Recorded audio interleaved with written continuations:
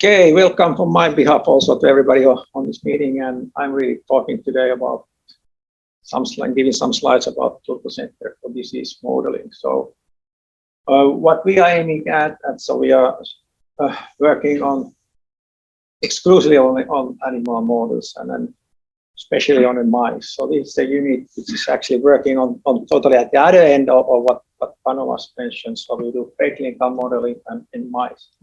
And why we think it's important to have a facility like this is that we can help you to understand whether your research question can be challenged by animal models, because you know that mice are not humans, vice versa. So this is always very important to know whether the research question that you have is something that we can study in animal models. The other thing is that even we all do a lot of work on cell lines and in vitro. So there's a lot of things that you need, organ interactions, and this is of course where the in vivo models are there and come for you to help you to understand how the homeostasis of the body works. And again, as I mentioned, we need then to understand where can you model your research question by animals and when not. So this is something about where we stand for. So we are part of the Biocenter Finland Model Organism Network. So we get also funding by Biocenter Finland for this purpose.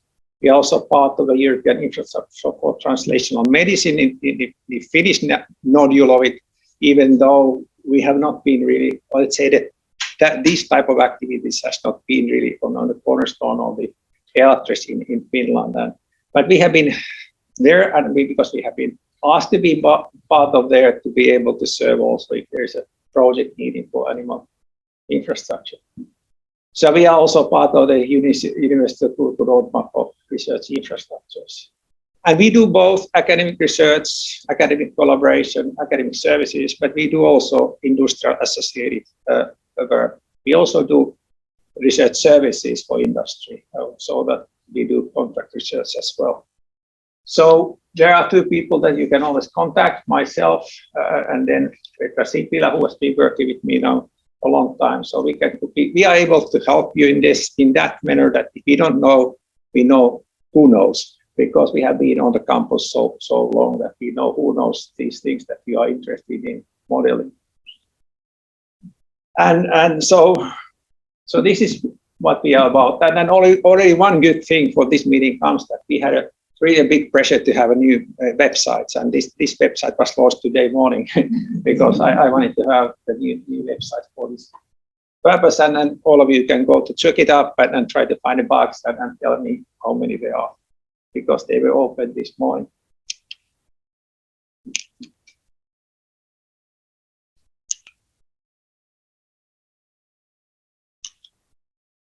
Okay, so a few things about that in addition.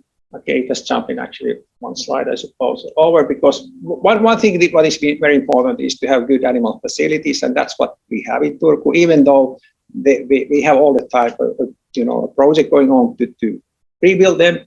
And currently the idea is that there will be, when these two holes in the campus will be filled up, so there will be a third hole at the dental, close to the dental school, and when the dental school building is expanded, so there will be a new animal house built on that and that site. And that's very important to be able to really serve you all with high as animal facilities that are very efficient, and we are able to make high quality of the animals. But so far it has been pretty well, even though all these constructions going on has been really problematic for any of you who have been working with mice, because they are so sensitive for movements and then these hitting on the ground. So if you have problems of having animals breeding, so this is a big issue of have been on the campus.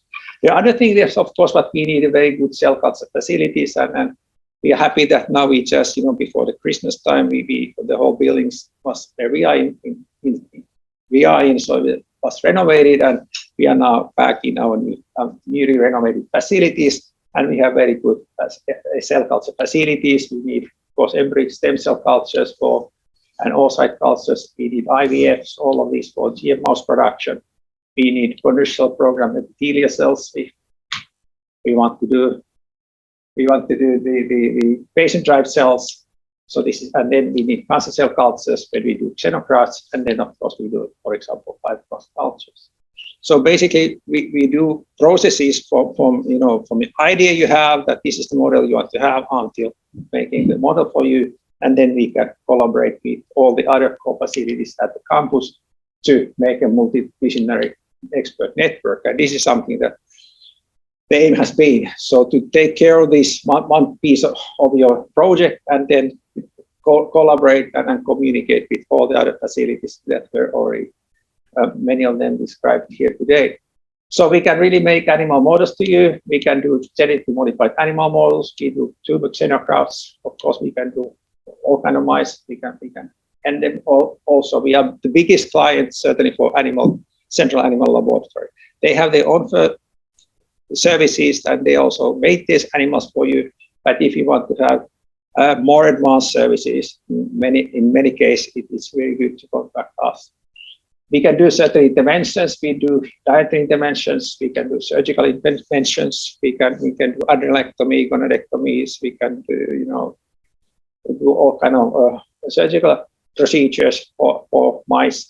We can certainly, of course, do pharmaceutical interventions.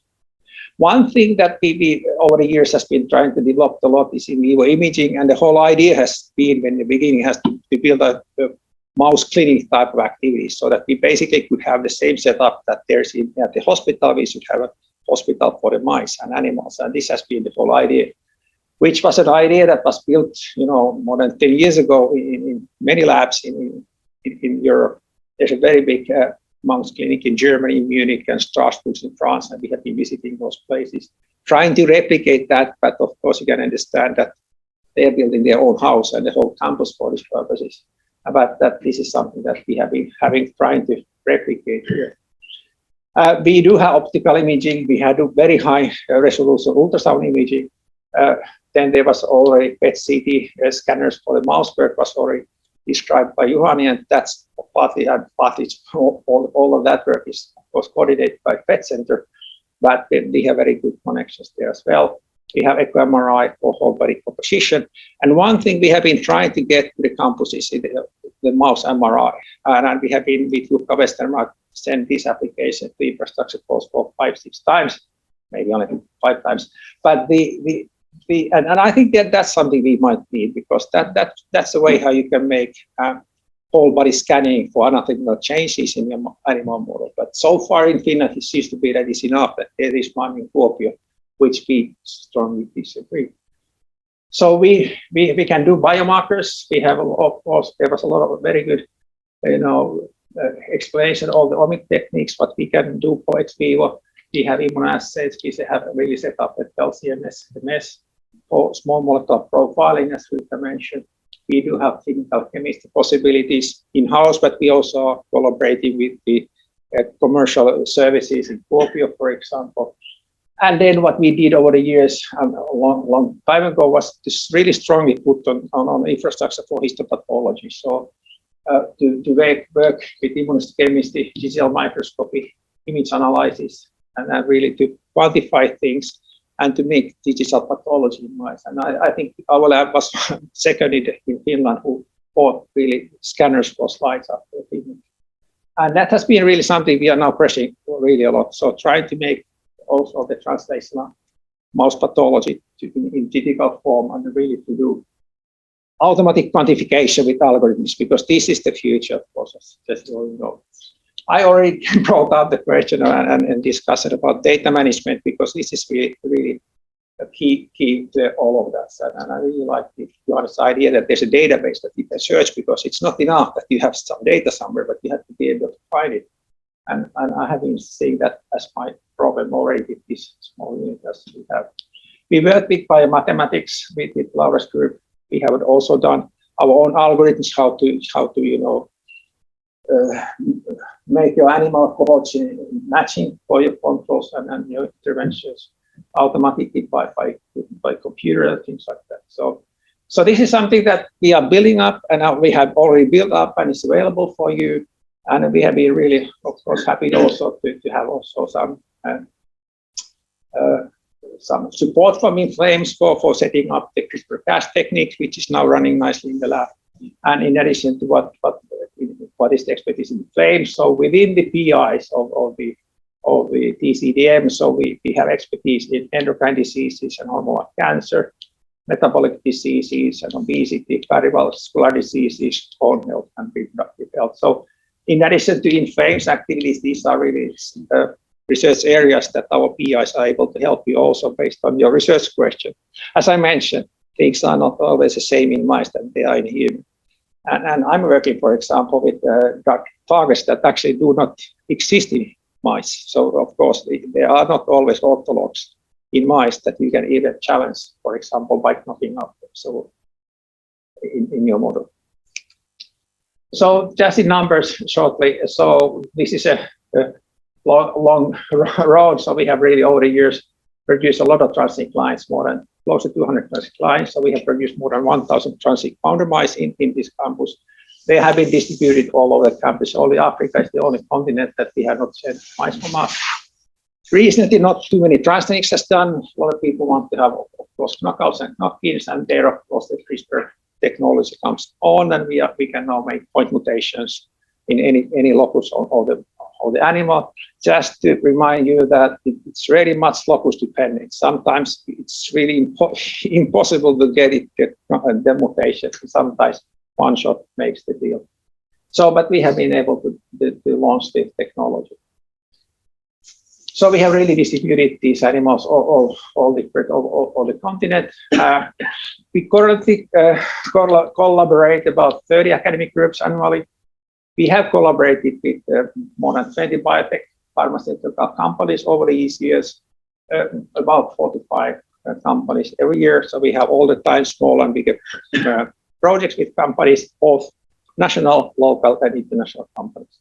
And our budget is a little bit smaller than that. Our cancer center is currently about 1 million euro per year external funding. So it doesn't include what the budget of the university pays for the PI salary and so forth. So that's about the external funding that is rolling through our activities. So this was a summary. Thank you all, and really we are here to help you about if your needs on making animal models, mostly on genetically modified animal models or xenografts. Those are the things that we handle, and we are certainly the most active animal service unit in Finland currently, at least based on the external funding. Thanks.